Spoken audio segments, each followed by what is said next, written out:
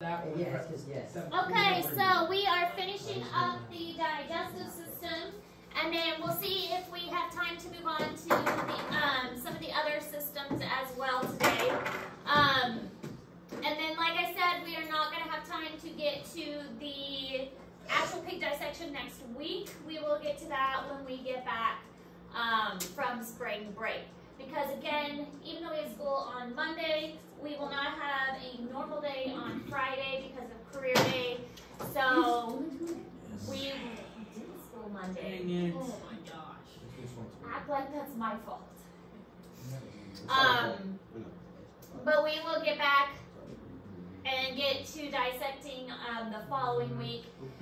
So when we get back from spring break, we'll get right into the dissection. Alright, so we left off talking about the small intestines, and now with the large intestines, the small intestine's main job is to absorb nutrients. So the large intestine's main job is to absorb water. Now, in humans, the large intestines goes up, across, and down, and in the pig, it looks quite different. So it does not look like this in the pig. In the pig, it's kind of a clumped, it has a different color, and it does look larger. So it is easy to distinguish, but it doesn't look like this. So water and mineral ions are absorbed in the large intestines, and then it basically compacts any leftover material that our body doesn't need. Then it is stored in the rectum until it is able to be released from the body. So the rectum is kind of a stretchable area, and it kind of signals our body when we need to release anything excess that our body doesn't need anymore. But the large intestines does absorb the water, so not much nutrient absorption is taking place here. Mostly water. Small intestines is nutrients, large intestines is water, and that will probably be a question on the test as well.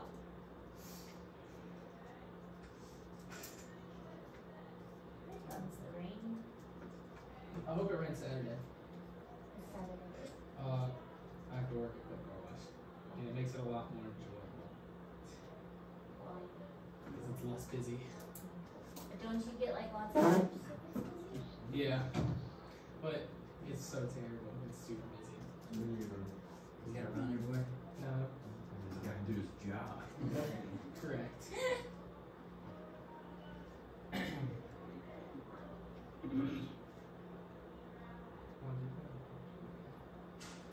Alright, so when you have the area that goes from small intestines to large intestines, this is what it looks like. So here's the small leading into the large. You've got this portion that kind of hangs down here. It's called the cecum. The cecum is this little area that, and then you go into the large intestines. The large intestines is also called the colon. It's the same thing. You may have heard of like colon cancer. It's basically large intestines cancer. Colon and large intestines are the same thing. So here's the last portion of the large intestines that leads into the, or small intestines, leads into the large intestines. This is the cecum, and your appendix is found right there. Now, used to be believed that the appendix didn't serve a purpose, and now we are discovering that the appendix might actually have a purpose. It is now thought that the appendix holds good bacteria, so that let's say you get a really bad stomach bug and you're really sick, and you expel everything that your stomach has. Then the purpose of the appendix is to restore good bacteria, because you actually have a lot of good bacteria in your stomach, or, well, more specifically in your colon, and that good bacteria helps to break down specifically the cell wall of plants, and you need that in order to digest food. So good bacteria in your digestive tract is important for your health. So that's what your appendix does. They think it holds good bacteria. It also explains why your appendix gets infected a lot, because if it holds good bacteria, sometimes bad bacteria gets in there as well. So that's what they think now the appendix is used for, is storing bacteria. So this is what the colon looks like. Specifically, this is a polyp. if a person has colon cancer, then colon polyps are usually a sign of that. So these polyps are a growth that is on the inside. These can be found with regular what are called colonoscopies. Colonoscopies are basically inserting a camera into the colon to look for deformities or other kinds of growth. Now you might have heard of something called diverticulitis. That is another condition of the colon. Diverticulitis are like little bumps, not bumps, they're more like little holes in the colon, and the little holes cause things to get stuck in there. Not very pleasant. But the polyps are little growths in the colon, usually leading to colon cancer. So, blood flow from the small intestines to the liver which eliminates toxins that are ingested. This is one of the things that helps to cleanse our body. The liver is a major cleansing organ. If a person drinks excessive amounts of alcohol, then they will often suffer from liver disease, and the liver is one of the things that will suffer from excessive amounts of alcohol, because the liver is trying to cleanse the body from that toxin. And so livers will process toxins, cleanse the blood, but it's not the only thing. Kidneys also cleanse the blood. So our body has ways to try and filter out different things that aren't good from the body. The digestive tract tries to absorb the good things, but we try to get rid of the bad things too. Sarah, can I get some water? Yes, that's fine.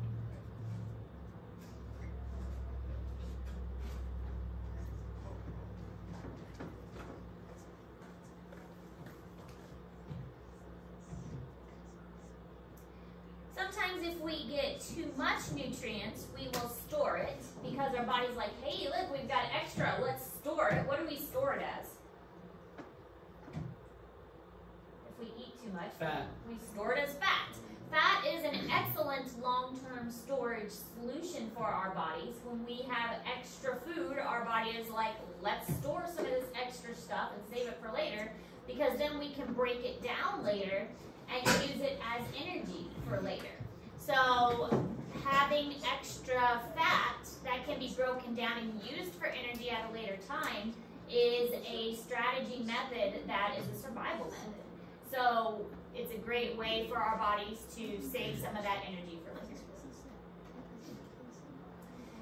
This is how our body uses different foods. So our food intake consists of carbohydrates, lipids, proteins, and nucleic acids. So carbohydrates and lipids can be broken down, we can be stored, it can be used for building blocks for things, we can use it for nutrition, it can be used for instant energy if our cells need energy right away. Some things we don't need, it can be excreted, such as ammonia, urea, and that can be excreted into the urine.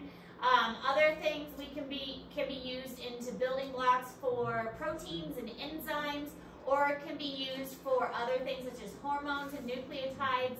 So if we can't use it for energy, then we might use it to build stuff like within our cells, or we could use it for building proteins, those kinds of things. So it doesn't always have to be just for energy for our body. We can use it for structural support or something like that.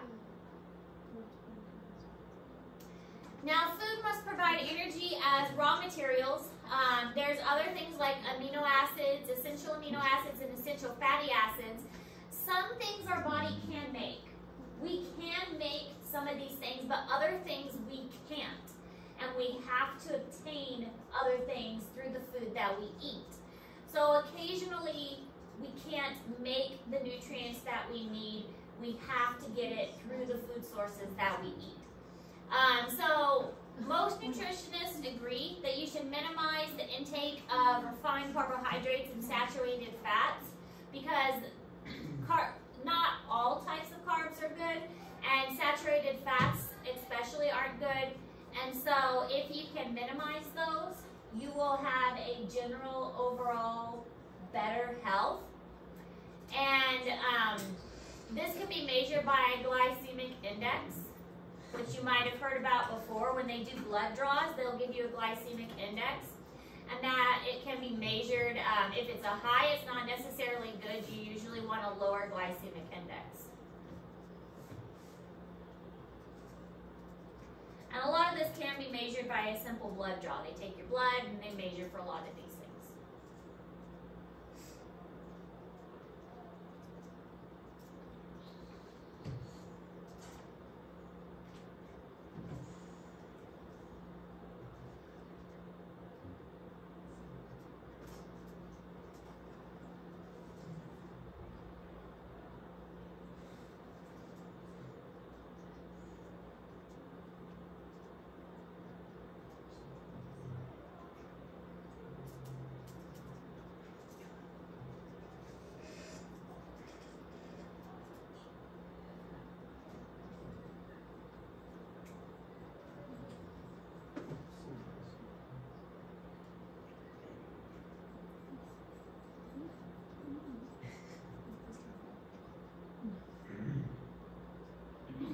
So here is the basic, like how much food you're supposed to have per day. I know that you guys have had this kind of drilled into your brains for a while, so we're not going to go too in depth with that.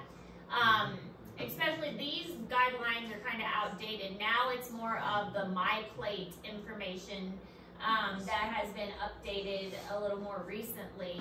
It's not a food pyramid anymore. Now it's based more on My Plate. But vitamins are organic and minerals are inorganic. So vitamins, think of organic material. Minerals are inorganic, but both of them are necessary to be balanced. Vegetarians can get the right balance of materials and foods, but they have to pay more attention to their diet than people who are not vegetarians. Just to make sure they are getting all of the nutrition that they need. The vegetarians can get the right nutrition, they just have to watch it a little bit more closely. It's important to eat a variety of things. Fruits and vegetables are best. Carbohydrates are good for you, but make sure you're eating like whole grains, and whole grains are best.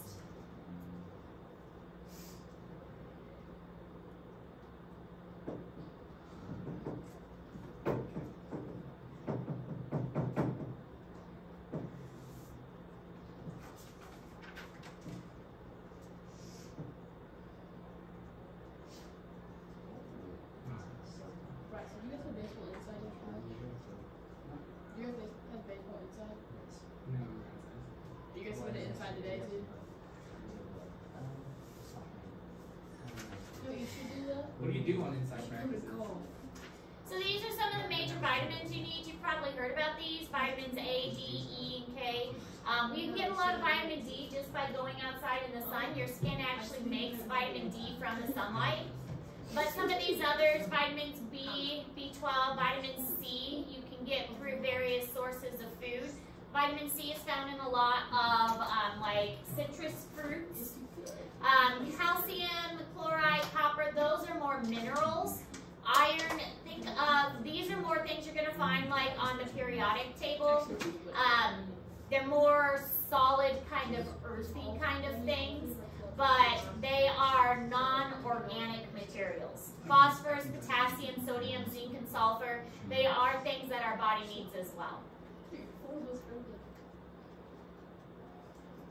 Okay, any questions about the digestive system before we go into the lymphatic system?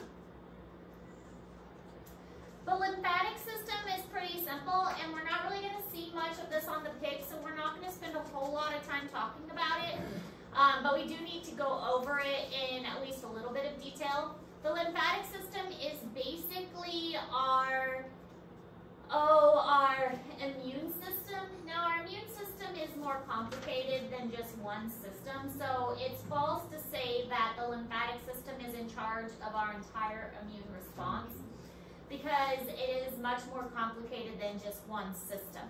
But the lymphatic system does play a huge role in helping to keep us healthy.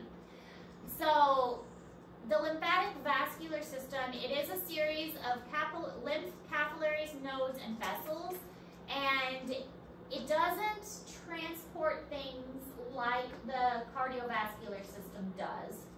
The lymph nodes basically carry lymph fluid. It does interact with the circulatory system some. It does hold extra water, and again, it is a major supporter of the immune system, but it is not just solely responsible for our immune system, because our digestive tract plays a huge role in immune response. Our white blood cells help with immune response. It's much more complicated than just, oh, all of our immune response and our health has to deal with the lymphatic system. Yeah, but you said before, you don't take notes. You write on the question. You're supposed to. No, she told me not to. No, you were supposed to. The questions on the board. We did We had one question and nobody talked. that's about the relationship. Yeah, we had one question about the relationship with her, like with his parents and people. Why don't you guys just answer Girl the and question? friends. I thought only one person talked. Abby talked about it. And we had write How down. many questions did you have today, Tracy, Matt? A lot? Oh, I forgot my ESC. It's gonna be easy peasy. You didn't finish it? The lymphavascular system starts at capillary beds. Here, fluid that is leaked from blood capillaries becomes part of the interstitial fluid. He doesn't even take one of the Lymph capillaries have no obvious entrance. Water and solutes enter their tip at flap-like valves. These are areas where endothelial cells overlap. The lymph capillaries merge to become lymph vessels. These vessels converge into collecting ducts that drain into veins in the lower neck. Lymph nodes are strategically placed at intervals along the lymph vessels.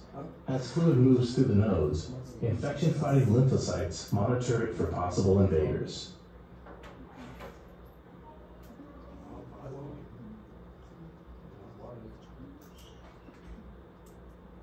So the lymph nodes are a series of glandular tissue that are found throughout the body. They kind of congregate in certain areas. They have a lot of white blood cells that go into these areas, and they filter out the lymph fluid. So when your body is sick, the white blood cells really kind of congregate in this area, and the lymph nodes swell up. You have some kind of under your tongue, in your neck area. So that's why when you go to the doctor always feels kind of in your neck, under your tongue. You have some under your armpits, in your chest, kind of like under your sternum, and you have some kind of in your groin area.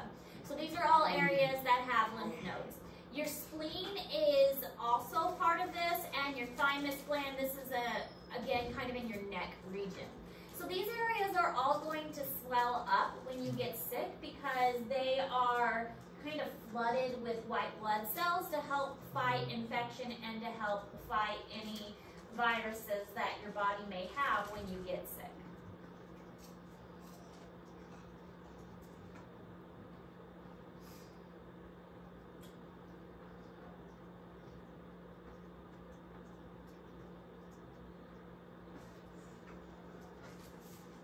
Hey, bro. Yep. The sucker filters lymph.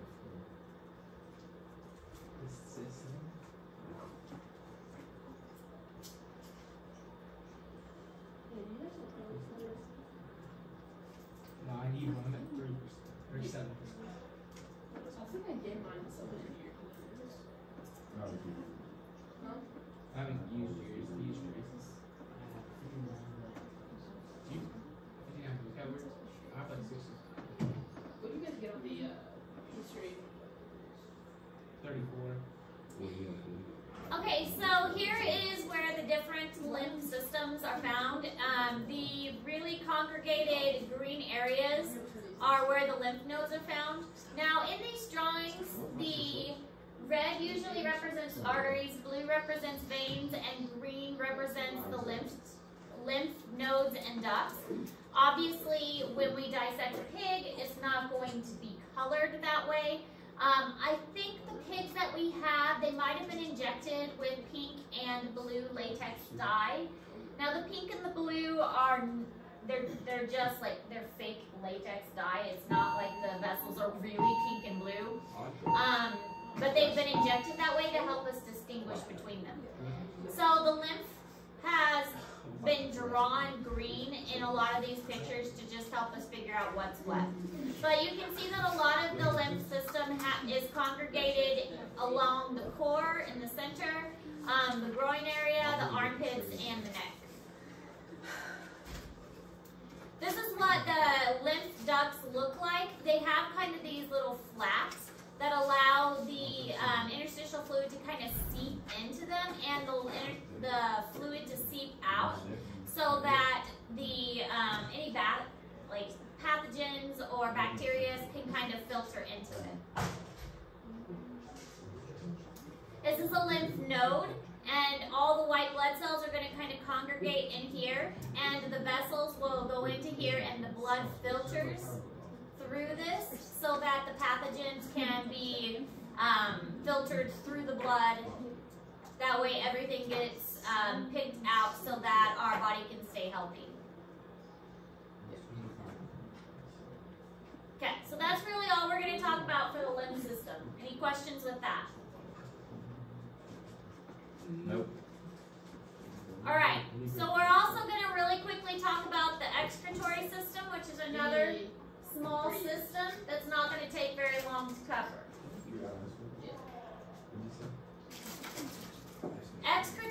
Excretory urinary system, you might hear it both ways.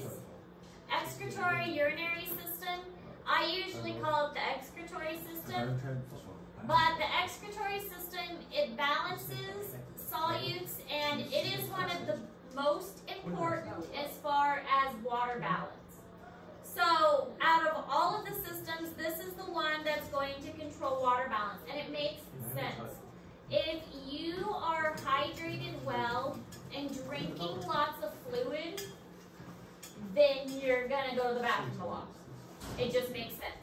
If you are dehydrated, it's a really hot day, you haven't been drinking fluids properly, you're not going to go to the bathroom very often. Or it's going to be really concentrated, it's going to be very dark yellow. That's because the excretory system is what monitors and balances your water levels the most. The kidneys are the major organ in this system that are filtering most of the blood. The kidneys are super important for filtering the blood. I think I need more water.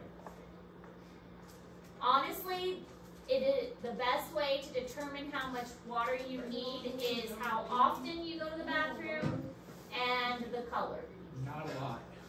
It should be going to the bathroom often, and it should be clear.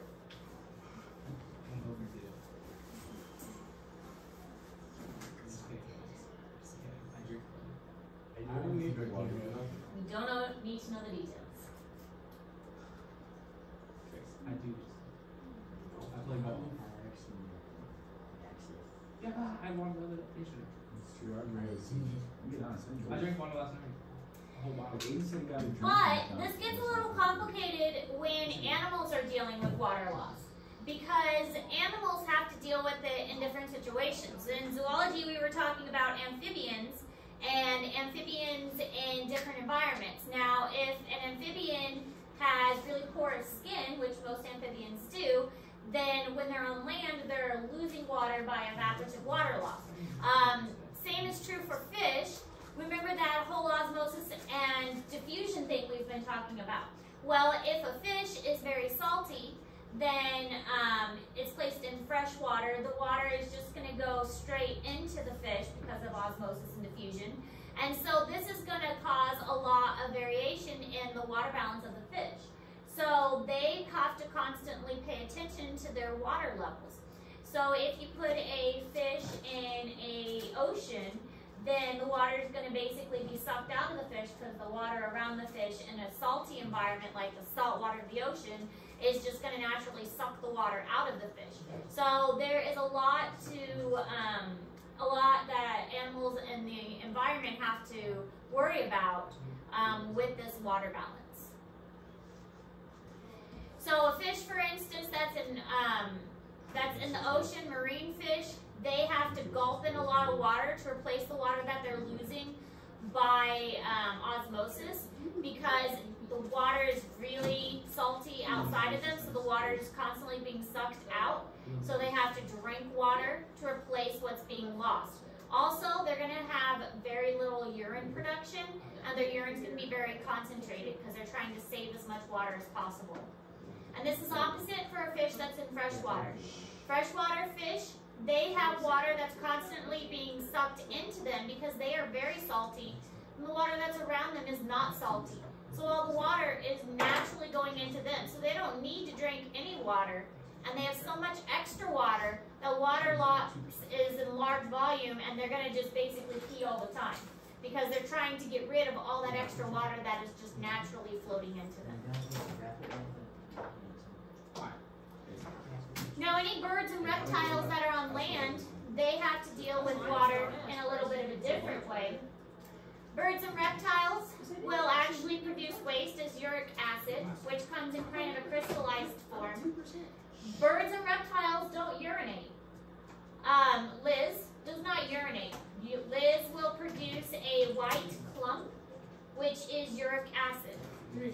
Birds, as we have all seen bird poop on our windshields, it is not urine, it's white, and that's uric acid. So birds produce this white uric acid. Mammals excrete urea, which is in a lot of water, and that's why mammals do produce a liquid urine. But reptiles and birds do not. They produce a solid white uric acid instead. If you think about it, you've never seen a bird pee. It's true. Bird poop is white, and that's the uric acid. I've so much bird poop. Reptiles don't pee either. And all you dolphins. Well, actually, that's not entirely true. That's crazy. Turtles do pee. They do? Mm-hmm. Yep. I've never seen a bird. Oh, yeah. We get scared. There's a turtle at the zoo, and it would just pee for my whole program. We got to the point where you put it on a towel, and I would present with it on a towel so that you could pee on the towel. On the golf course, there was a turtle. Wasn't the Rex. Chase Bear almost hit it with his golf ball. Yeah, it was about 5 yards off the tee.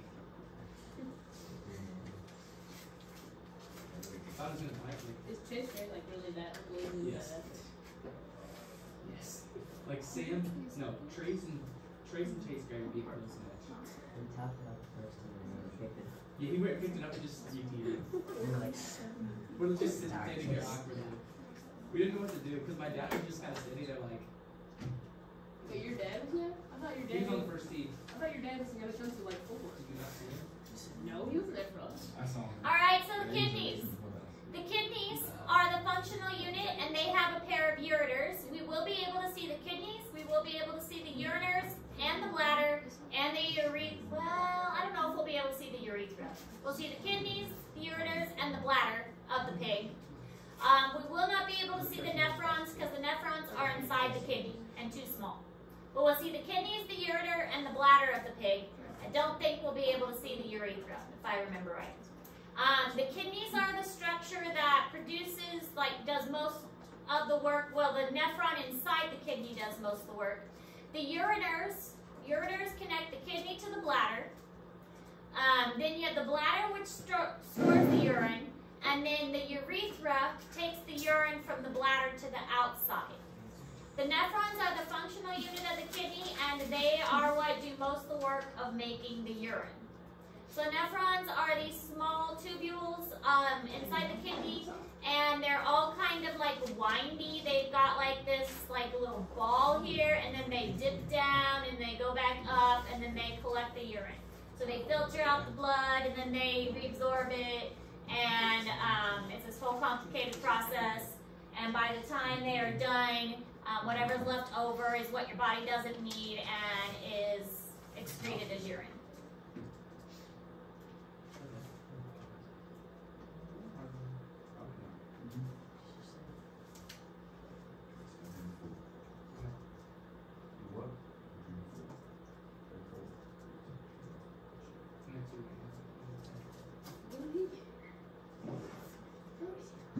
He snuck in. He just spawned in.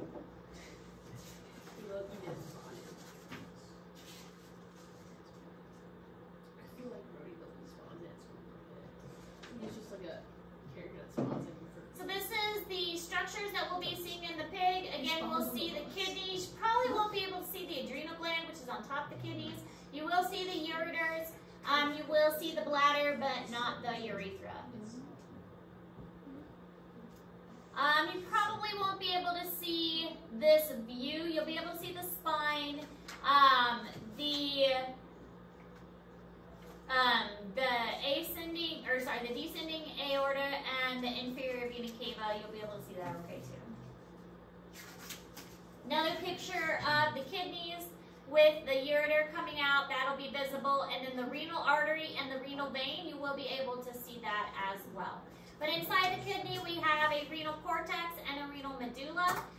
If you are curious about that stuff, you can take anatomy, and we will learn all about that in anatomy. If you want to learn how the kidney works, take physiology, and we'll learn about that in physiology. Each kidney is encased within an outer capsule of connective tissue. The function of the kidneys is to filter the blood. Blood enters the kidney through the renal artery and leaves through the renal vein.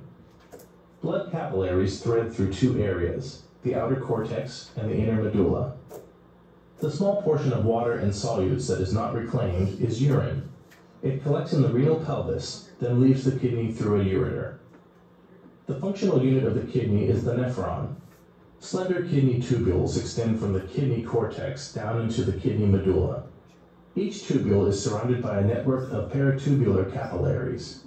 It is at the nephrons that water and solutes are filtered from the blood, and adjustments are made in the amount to be reclaimed.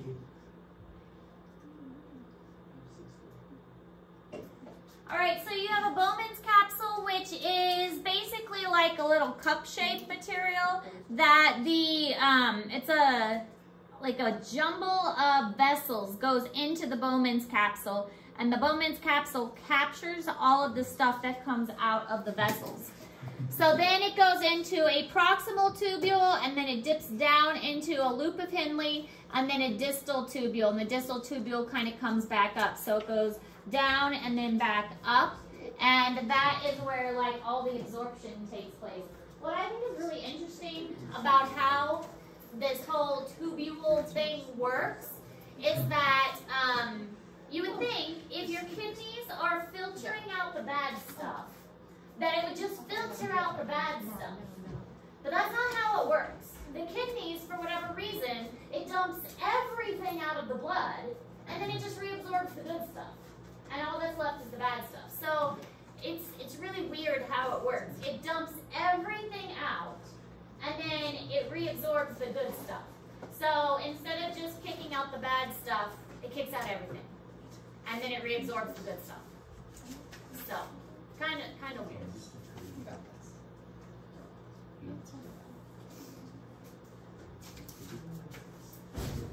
So by the time this whole loop thing is done, and these ducts are done, whatever's left is urine.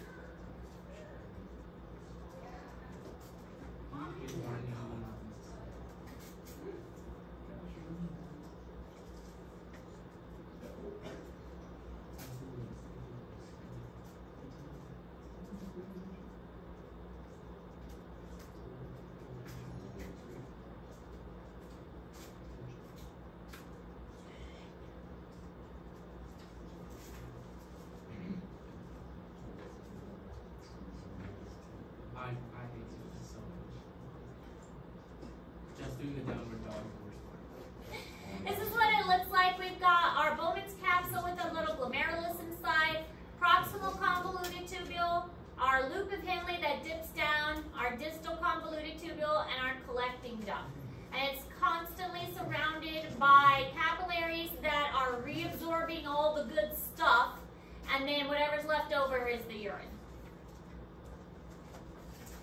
Dialysis is when your kidneys don't work. So basically this guy's kidneys are not functioning, so he has to be hooked up to a machine. His blood is taken out. The machine filters out the bad stuff and puts the clean blood back in. And we worked with the dialysis tube before. We kind of talked about that dialysis tube before, that dialysis tube had little tiny holes in it, so that the stuff that our body doesn't need can be filtered out. So this is what it looks like. You just have to sit there and be hooked up to this machine for a very, very long time while the machine filters out the bad stuff. So it's not like you're donating blood because the blood's getting put back. It's basically just cleaning the blood.